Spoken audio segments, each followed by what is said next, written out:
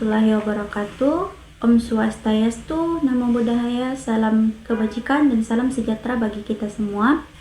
Perkenalkan, nama saya Reza Fitriansa dengan nomor NIM E0512510084. Saya dari Prodi Ilmu Pemerintahan kelas M. Pada kesempatan kali ini, izinkan saya menjelaskan dan menguraikan mengenai tugas pengantar ilmu antropologi dengan submateri yaitu unsur-unsur kebudayaan. Nah, sebelum kita membahas mengenai unsur-unsur kebudayaan lebih lanjut, alangkah baiknya kita mengetahui terlebih dahulu apa sih kebudayaan itu. Nah, menurut Edward Brunet Taylor, kebudayaan adalah keseluruhan yang kompleks yang mencakup pengetahuan, kepercayaan, seni, moral, hukum, adat istiadat, dan kemampuan serta kebiasaan lain yang diperoleh manusia sebagai anggota masyarakat. Adapun secara umum, kebudayaan adalah pola hidup kompleks yang menyeluruh yang dimiliki dan diwariskan oleh suatu kelompok masyarakat, terdiri dari hasil cipta, rasa, dan karsa manusia seperti pengetahuan, keyakinan, seni, moral, bahasa, dan adat istiadat. Atau secara sederhana dapat kita jelaskan bahwa kebudayaan adalah segala sesuatu yang ditahu, dibuat, dipikirkan, dan dilakukan oleh manusia dalam kehidupan bersama.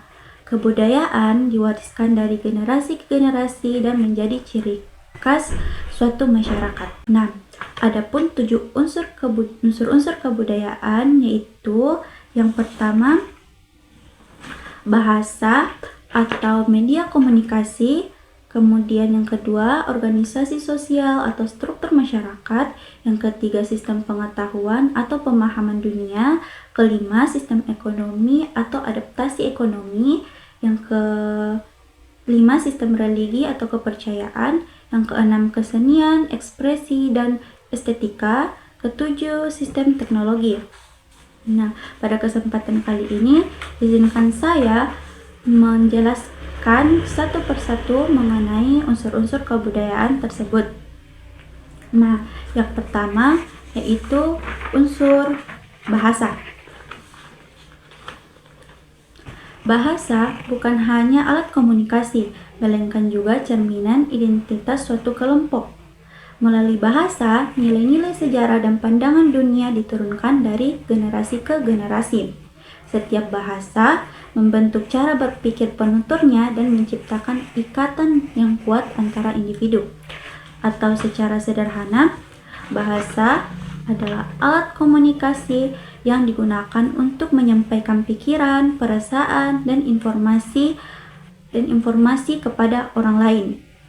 Nah, bahasa ini dapat berupa lisan, tulisan, atau bahasa isyarat. Bahasa juga membantu kita berkomunikasi dengan orang lain agar kita bisa saling memahami satu sama lain. Kemudian, yang kedua ada organisasi sosial atau sistem organisasi. Sistem organisasi mengatur hubungan antara individu dalam masyarakat, termasuk sistem kekerabatan, kelompok politik, dan lembaga pendidikan. Struktur ini memastikan ketertiban dan keberlanjutan kehidupan sosial, serta memfasilitasi kerjasama untuk mencapai tujuan yang bersama. Secara sederhananya, sistem sosial adalah cara orang atau manusia berhubungan dan bekerja sama di dalam suatu masyarakat. Contohnya di dalam keluarga, bersama teman, tetangga, kelompok, masyarakat. Sistem sosial mengatur bagaimana kita berinteraksi, saling membantu, dan menjaga aturan bersama. Misalnya, dalam keluarga, orang tua, baik itu ayah maupun ibu, mengajarkan kepada anaknya bagaimana beretika dan bersopan santun. Kemudian, yang ketiga ada sistem pengetahuan. Sistem pengetahuan mencakup cara masyarakat mengumpulkan, menyimpan, dan menyebarkan informasi tentang alam dan kehidupan.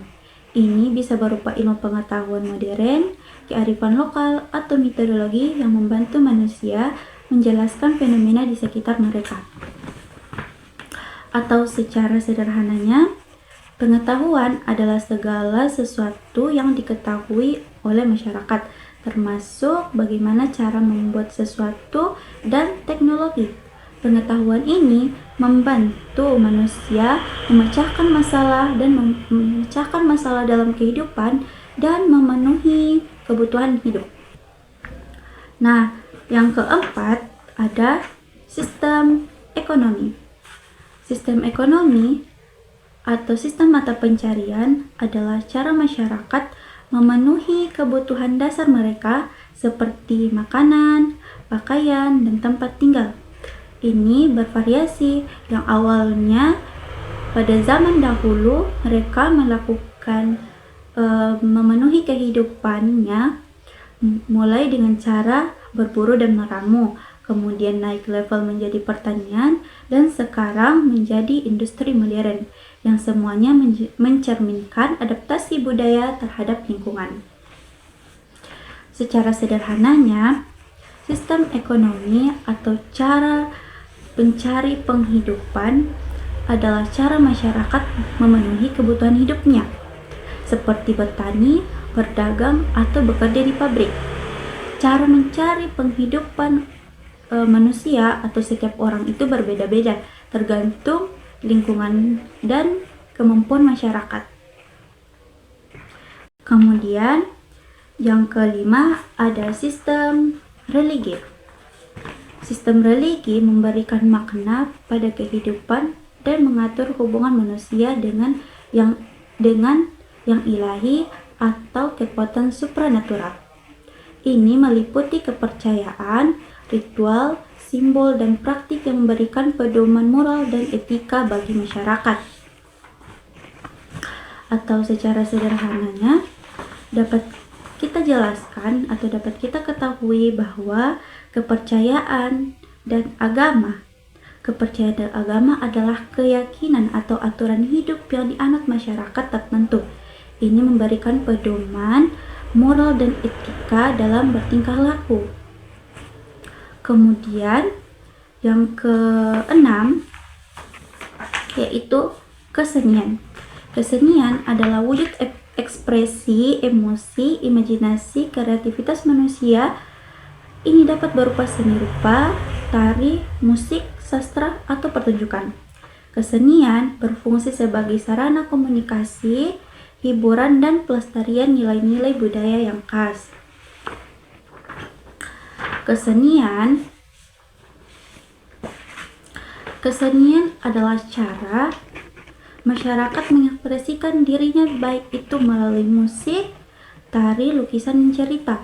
Kesenian menunjukkan keindahan dan nilai budaya suatu masyarakat.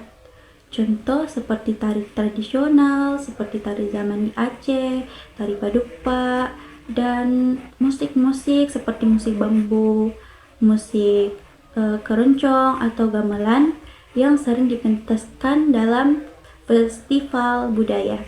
Yang ketujuh, ada sistem teknologi. Unsur ini meliputi semua alat dan teknologi yang digunakan manusia untuk beradaptasi dengan lingkungan dan memenuhi kebutuhan hidupnya. Mulai dari peralatan sederhana, dari yang awalnya kapak hingga teknologi canggih modern, inovasi ini membentuk cara hidup masyarakat. Atau jika dijelaskan secara sederhana, teknologi atau peralatan hidup adalah alat dan cara yang digunakan untuk membantu pekerjaan dalam kehidupan sehari-hari, bisa berupa alat tradisional atau modern.